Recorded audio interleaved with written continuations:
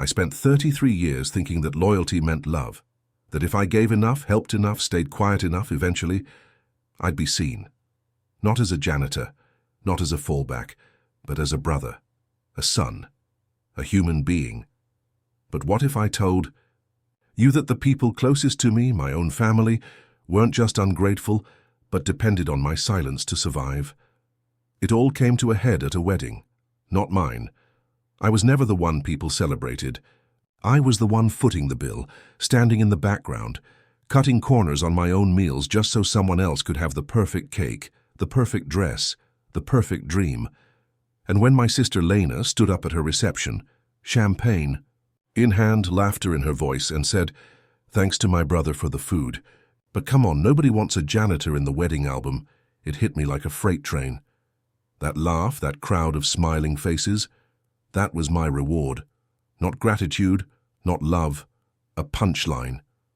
I didn't say anything that night. I just slipped away. I cancelled the catering order on the spot, grabbed my passport and left. Not just the wedding, not just the city. I left the whole damn story they had written for me. The thing is, I never planned to blow up my life. I thought being the quiet, dependable one was noble. I thought I was doing the right thing. I paid Lena's tuition, covered her rent when she couldn't, paid for her bachelorette weekend, her honeymoon fund, even the damn flowers she picked out last minute. And every time she said thank you, it felt like a receipt instead of a real thank you, like I was adding more debt to a bill I wasn't allowed to collect on. And my parents, oh, they loved the narrative. Marcus the helper, Marcus the rock. Marcus who never complains. But behind every compliment was a command. Every praise was a leash. I didn't see it clearly for years because I was too deep in it. I thought I mattered. But really, what mattered was what I could give, what I could fix, what I could clean up, literally and figuratively. I didn't snap that night because of one sentence. I snapped because I realized how long I'd been erasing myself, for people who wouldn't notice if I disappeared until their meals didn't arrive or the bills didn't get paid. I had become part of the infrastructure of their lives, silent, functional, replaceable, and maybe worst of all, I had accepted it. I told myself it was love. I convinced myself that being useful was the same as being valued, but deep down I knew better. I just didn't want to face what that would mean, that I was alone in a crowd that kept taking from me because I never asked them to stop. What happened after I left, how they reacted, what they said, the guilt, the gaslighting, it all proved one thing. They never loved me. They loved what I did for them. My silence was their safety net. My exhaustion was their comfort zone. But here's the twist they didn't see coming. I didn't leave to escape. I left to reclaim it. Myself, my time, my voice. I stopped waiting for them to give me permission to live. This isn't a story about revenge. It's not even about family. It's about the moment you realize you were never part of the photo. Not because you didn't belong, but because you were holding the camera the whole time and one day you finally put it down and step into the frame of your own life for the first time. The morning of the wedding, I remember standing in Lena's kitchen, fixing a busted garbage disposal because the plumber cancelled. I had flown in early just to help. Chloe was pacing around, barking orders to the florist on speakerphone, and Lena was somewhere upstairs complaining about her nails not matching her bouquet. No one thanked me. They never did. I wasn't there as a guest. I was there to make sure the engine kept running without a hiccup. My suit was cheap, wrinkled from travel. I hadn't had time to eat, but I was smiling. Not because I was happy, just because I always did. The hours ticked by. I checked seating charts, helped carry boxes, ran out to grab allergy meds for someone in the bridal party. I was the human safety net. People didn't even ask me anymore. They just expected. When I wasn't working, I was invisible. It felt normal. That's what scared me most. The reception was a blur. Loud music, too much wine, endless photos. I mostly stayed near the buffet table, checking in with the caterers, making sure the playlist I put together didn't skip. Every time someone clinked a glass for a toast, I felt like I was on standby, ready to fix the mic, pour more champagne, handle whatever came up. I didn't realize how invisible I'd become until Lena raised her glass. She looked radiant, glowing. Really, Everyone was watching her, hanging on her every word. And then she said it, right there in front of 100 people. A huge thank you to my brother Marcus for the food. He may mop floors, but he sure knows how to pick a caterer. Come on, nobody wants a janitor in the wedding album, right? And then she laughed. It was the kind of laugh that burns. It didn't just sting because it was public, it stung because she meant it. And everyone laughed with her, not out of cruelty necessarily, but because they accepted it. The joke fits the narrative. Marcus, the helpful brother, the one you poke fun at because he won't bite back, the safe target. I stood there pretending to smile. My stomach was ice cold. My ears were ringing. And for a second I looked around and tried to figure out who I could lock eyes with, who might show me a look of sympathy. But nobody did. Not my parents, not Chloe. No one flinched, they clapped. That applause didn't just echo, it confirmed something I had suspected for a long time but didn't want to admit. I wasn't loved, I was useful. And when you stop being useful, you stop being seen. I walked outside, no jacket, just my phone. I sat on a bench near the parking lot and stared at nothing. It wasn't the insult that undid me.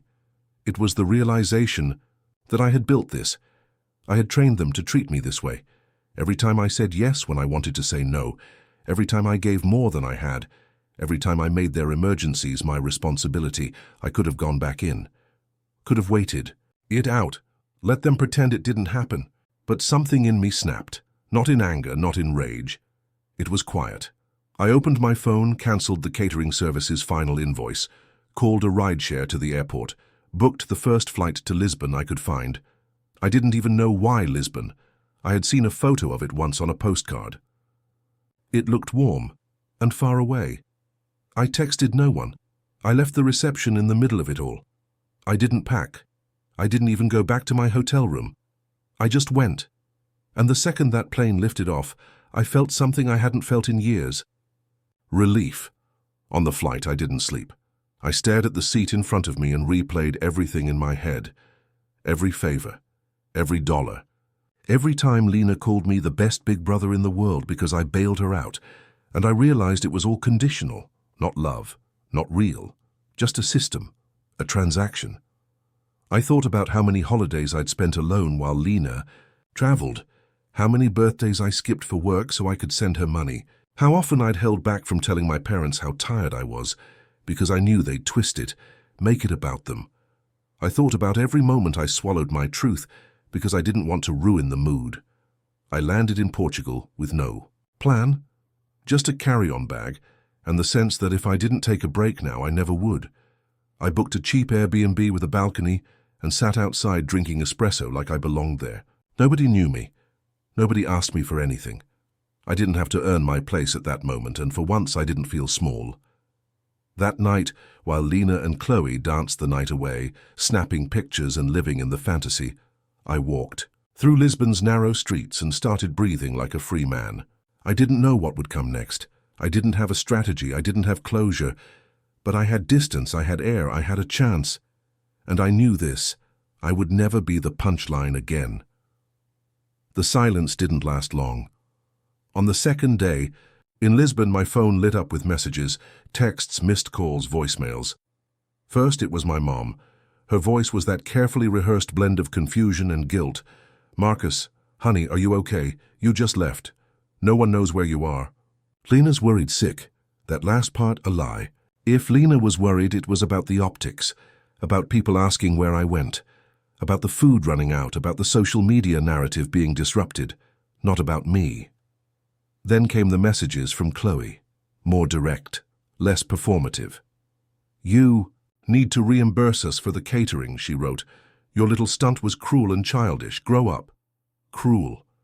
That word stuck with me.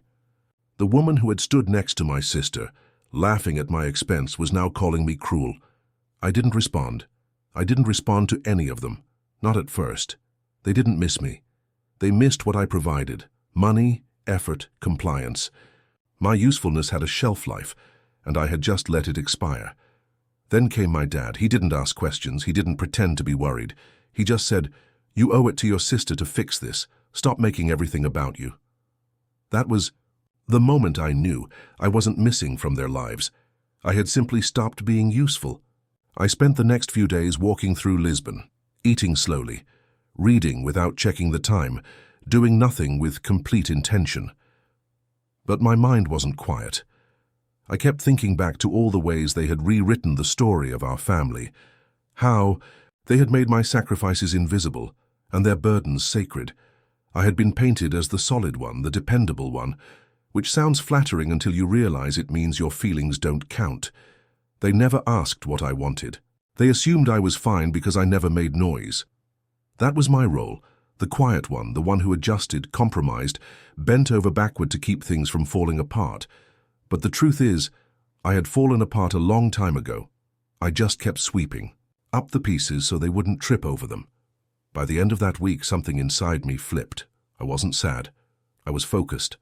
I opened my laptop and started pulling receipts, literally. Every Venmo transfer, every tuition bill, every rent payment, every gift. I laid it all out in a spreadsheet. I didn't know what I was going to do with it, but it felt like reclaiming my time. Like building a map of the unspoken labor I had poured into people who never stopped to say, "You don't have to." It wasn't just money, though. It was text messages, screenshots, apologies that came only when they needed something, compliments that followed requests. I started organizing everything, by year, by person, by pattern. The more I compiled, the clearer it became. This wasn't just about Lena. This was a system, a dynamic. Every family gathering, every holiday, every emergency had the same underlying assumption. Marcus will handle it. He doesn't complain. He's fine. He always shows up. Until I didn't. And then I found an old video on my phone. From Lena's birthday 3 years ago. I threw the party, paid for everything, and decorated her apartment. In the clip, she's laughing with Chloe, and someone off camera asks, "Who set all this up?" Lena rolls her eyes and says, "My brother, obviously, he lives to please." And they both laughed, not like it was mean. Like it was obvious. Like I was a joke even then and didn't know it. That's when I knew what I had to do. I booked a flight back home. Not because I missed them, but because I was ready to end the story on my terms. They thought I had run away. They thought I'd be back with an apology, ready to patch things up. But I wasn't coming back to mend anything. I was coming back to show them the mirror they'd avoided for years. And I didn't want closure anymore. I wanted clarity. I wanted the truth. I wanted them to sit at that dinner table and see what they had built, and what I was no longer willing to carry. The night before my flight, I wrote out exactly what I wanted to say. I knew they'd twist things if I spoke from emotion. So I planned it like a presentation. Facts, dates, evidence, no yelling, no blaming, just the truth, pure and undeniable. I printed the receipts, organized them into a folder, took screenshots, saved videos. I even recorded a message for myself just in case I got scared. In it, I reminded myself that I wasn't doing this to change them. I was doing it so I could finally stop explaining myself to a wall. Before I left, I sat on that same balcony in Lisbon with an espresso in hand and took a deep breath. The sky was soft and orange, the kind of light that makes you feel like you've earned your peace. I told myself, "You're not going home, you're going back to close the door that should have been shut years ago." And this time, I was walking in with my eyes open. I landed back in Boston 2 weeks after the wedding. The airport felt colder than I remembered. Familiar, but in a hollow way. I didn't go home, I didn't go to anyone's house. I checked into a small hotel near the city center and laid out everything on the bed. My notes, receipts, screenshots, and printed emails. My heart was steady. Not because I wasn't nervous, but because I knew I wasn't doing this for them. I was doing it for the version of me that stayed quiet at every dinner, for the boy who mowed lawns all summer to pay for his sister's dance lessons, for the man who skipped therapy because his mom said, "Black men don't need help, they need strength." I wasn't just confronting my family. I was confronting my silence. I sent a group message to the family. "Dinner at Mom and Dad's, Sunday. I'll bring dessert." Short, direct, neutral enough not to raise alarms. I knew they'd show.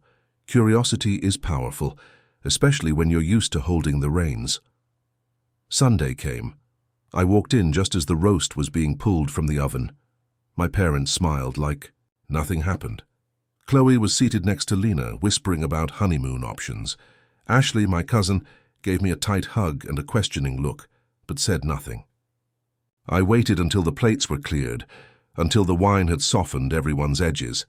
Then I stood up, pulled a folder from my bag, and placed it on the table. "I don't need dessert," I said. "I've got something better." They laughed. Nervous, awkward. My dad raised an eyebrow. Lena rolled her eyes. "I want to tell you a story," I began. "It's about a boy who gave everything because he thought that's what family meant. He gave time, money, energy, and health. He did it all with a smile because he thought love meant sacrifice." They went quiet. "But then the boy realized something," I continued. "He realized the people he was giving to had never really seen him. They saw what he could do, what he could provide, but not who he was. Not once did they ask what he needed." I handed my mom a printed spreadsheet. She looked at it like it was in another language. "That's every dollar I've spent in the last 10 years for this family. For Lena. For all of you. Tuition, rent, groceries, flights, medical bills, even Chloe's bridal shower, you name it." My mom opened her mouth. I held up my hand. "I'm not asking for it back. That's not what this is." Chloe scoffed. "Then what is it, Marcus? A guilt trip?" "No," I said, "it's a reality check." I turned to Lena. "You stood at your wedding and made me a joke. You said no one wants a janitor in the wedding album. And everyone laughed. Including you." She flushed. "It was just a joke." "No," I cut in. "It was the truth. Your truth. You see me as less than, always have. I was good enough to pay for things, good enough to run your errands, but never good enough to stand beside you." My dad interjected. "Marcus, you're overreacting. Families tease." "It doesn't mean anything." I looked at him. "It means everything. It means you raised me to be useful, not loved. You praised my sacrifices but never questioned why I had to make them. You told me to be strong but never offered strength in return." Ashley's eyes welled up. She didn't say anything, but she didn't look away either. "I'm not here for an apology," I said. "I don't need your forgiveness. I'm not broken. I'm just done." I pulled out my phone and played the clip from Lena's birthday. Her voice echoed in the room. My brother, obviously. "He lives to please." Then she laughed, Chloe's laugh. Lena looked away. Chloe crossed her arms. My mum said, "This is cruel." "No," I said again. "Cruel is using someone's loyalty as a leash. Cruel is letting them drain themselves. For your comfort. Cruel is raising a child to believe that love has to be earned through exhaustion." My voice didn't shake. I thought it might. But the longer I stood there, the clearer everything became. I wasn't being emotional. I was being honest. And that honesty made the air in the room change. My dad tried again. "You're making a scene, Marcus." "No," I said, "I'm making a point, and for once you're going to sit with it." There was a silence that followed, thick, buzzing, like the whole house had stopped breathing. Then Ashley spoke. "He's right." Everyone turned to her. "I've watched this happen for years. We all have. We just didn't say anything. Because it was easier. Because Marcus made it easy. I didn't expect a backup. But I nodded, grateful. She wasn't saving me. She was liberating herself." Lena's voice cracked. "I didn't know you felt this way." "That's the problem," I said. "You never asked." My mom said softly, "But you were always smiling." I looked at her. I was surviving. There's a difference. I looked at each of them. This isn't a goodbye. It's a boundary. I'm stepping back. I'm not the family janitor anymore, not the fixer, not the punchline. If you want a relationship with me, it starts with respect. And that respect starts with you doing your own emotional cleanup. Then I stood up, gathered my folder, walked to the door. No drama, no yelling, just a clean break. And as I walked, out of the house I felt light, not triumphant, not vindicated, just free. For the first time in my life I had spoken, not to keep the peace, but to make it. I drove back to the hotel in silence. No music, just the sound of my own breath. When I got to the room, I didn't cry, I didn't smile. I just sat on the edge of the bed and exhaled like someone had cut the strings off my back. That night I wrote it all down, not to post, not to share, just for me. to remember, to keep that moment real. Because in a world where people rewrite the past so easily, I needed a record of the night I finally said, enough. The days that followed were oddly quiet. I didn't block anyone. I didn't send follow-ups. I just existed. I stayed in Boston for a few more days, but I kept to myself. I walked along the Charles River, sat in bookstores, drank coffee in places where no one knew me. It felt like stepping out of a room where someone had been shouting for years, and suddenly everything was calm. No one from my family reached out. Not at first. I think they didn't know how to. They'd never had to face me with boundaries before. I wasn't the same version they were used to. Available, accommodating, easy to ignore. I had rewritten my role in real time, and they were left scrambling for the script. The first person to reach out was Ashley. She sent a simple message. "Thank you, I see it now." That was it, and it meant more than I can explain. We met up a week later. She told me she was taking a break from the family too. She said seeing me stand up like that gave her the courage to question her own place in the system. She hadn't realized how much she had been performing until I stepped off stage. Then came Chloe. Her message wasn't an apology. It was more like an announcement. "Lena and I are done. It's not because of what you said. It's because I started seeing what you meant." I didn't reply. Not because I didn't care, but because it wasn't mine to carry. People unravel on their own time, and some people only begin to understand when they lose the thing they used to control. Lena didn't reach out, and I didn't expect her to. I wasn't waiting for a redemption arc. Not every story needs a full circle moment. Some people don't change. Some people don't say sorry. And that has to be okay. You stop needing closure when you stop expecting someone else to give it to you. For the first time, I didn't have to justify my space. I didn't have to manage anyone else's discomfort. I wasn't doing emotional labor for people who couldn't even say thank you. And the absence of their demands, of their noise, felt like oxygen. A week after the confrontation, I packed my bags again and flew back to Lisbon. It felt different this time, not like an escape, but like a return. I checked into the same apartment, sat on the same balcony. The air felt lighter. I felt lighter. One afternoon, while walking through Alfama, I bumped into Julia, my ex. We hadn't spoken in years. It was one of those coincidences that feels like it's trying to tell you something. We got coffee, talked about the past. She asked what I was doing in Portugal. I said, relearning who I am. She didn't laugh. She didn't flinch. She just nodded like she understood. And in that moment, I realized how far I'd come. I didn't need her to validate me. I didn't need anything from her. But it was nice to be seen, really seen, by someone who once knew me before I disappeared into being everyone else's solution. We kept in touch, not romantically, just as people who had both been broken and rebuilt. It was simple, honest, uncomplicated, a mirror, not a crutch. There was a mutual respect in the quiet between us, and that felt new. I started writing more, not for work, not for anyone, just for me. Journals, fragments, observations. It helped me keep track of this new self I was shaping. I wasn't healed, I wasn't perfect, but I was honest, and that was enough. Sometimes I'd get messages from extended family, cousins, old friends, saying they heard what happened. Most of them started the same way. I never knew, and they meant it, because I had never let them know. I had never spoken up. I had trained the world to see me as tireless, unbothered, endlessly available. And now I was undoing all of it, one word at a time. I didn't delete the photos. I didn't erase the memories. I didn't burn bridges for the sake of revenge. I just chose not to rebuild the ones that led me back to pain. I stopped celebrating holidays with my family. I created new ones. I made a tradition of walking through the city on my birthday, buying myself a book and a pastry. I learned how to enjoy silence without feeling like I had to fill it with service. I gave myself permission to rest, to be soft, to say no without explanation.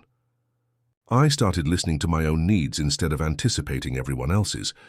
I was no longer afraid of disappointing people who were never truly invested in me to begin with. And for the first time in my life, I felt like I belonged to myself. A month after I returned to Lisbon, the story went viral. I didn't post it, someone else did, probably Ashley. It was a transcript of what I said at the dinner, paired with a short clip from the birthday video.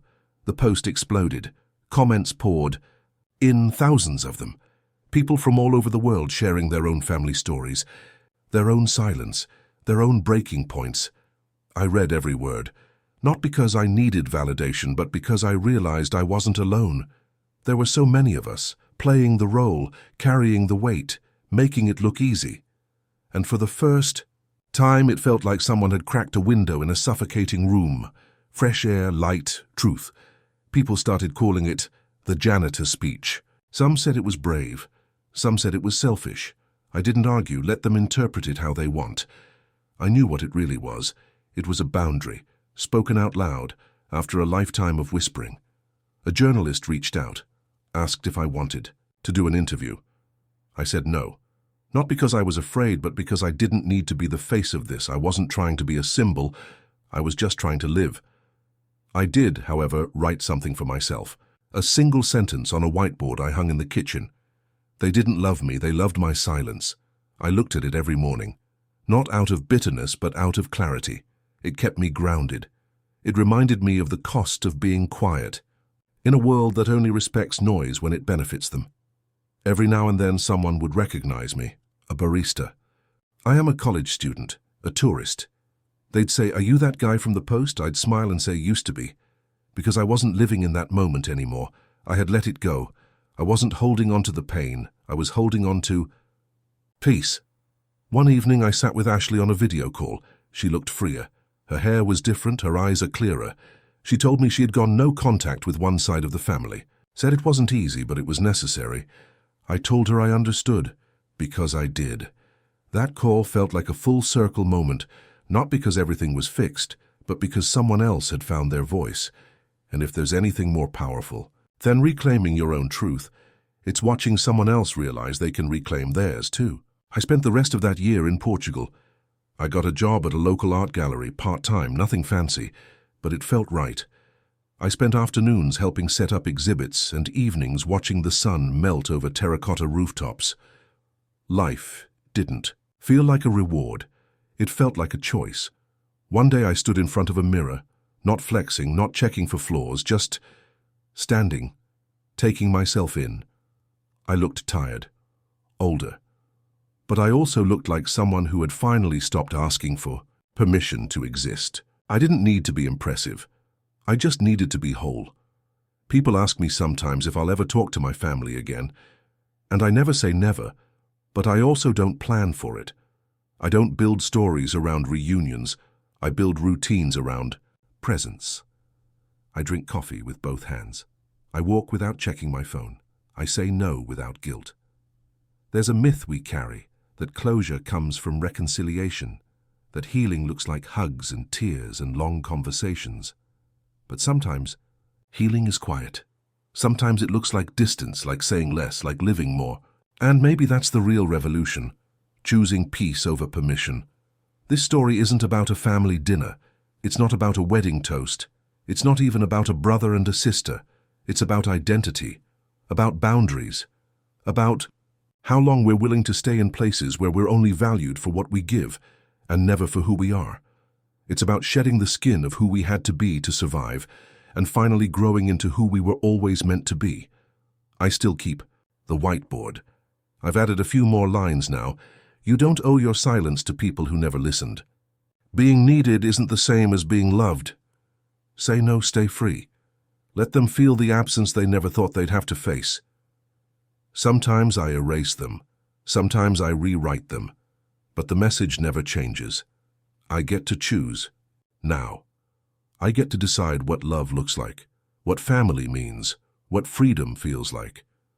And on the best days when the air is warm and the streets are full of strangers who expect nothing from me, I don't feel like a janitor or a symbol or a survivor. I just feel like Marcus, and that finally is enough.